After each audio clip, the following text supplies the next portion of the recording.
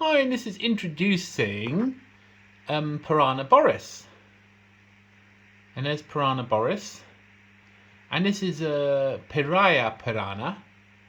And they become the largest piranha species, actually. I got Boris on eBay. And he was a tiny little thing. He was much, much smaller. He's done very, very well. They're very rare piranhas, actually.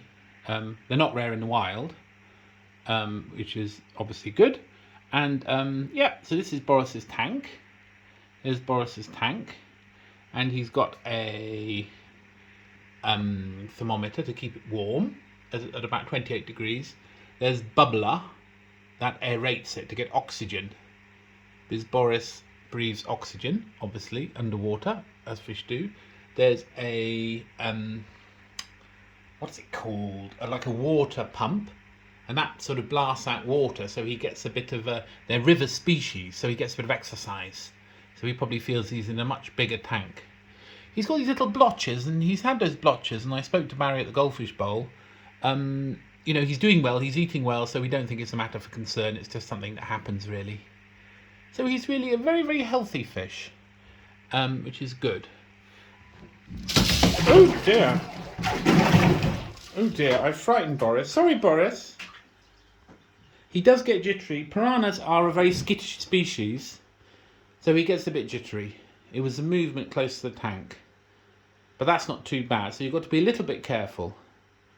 Sorry, Boris. So I was going to show you the filter. You see there's a filter on the right hand side. It filters the water, and there's prime, which you put in, which is next to the filter. That sort of so piranhas, they're quite difficult to keep. You have to do a 25% water change every week. That's actually, it's a lot of work. They're not easy fish to keep. Some people keep them because they think it's very clever having a dangerous fish, but not really. They're fascinating fish. They're actually very shy, very sweet fish.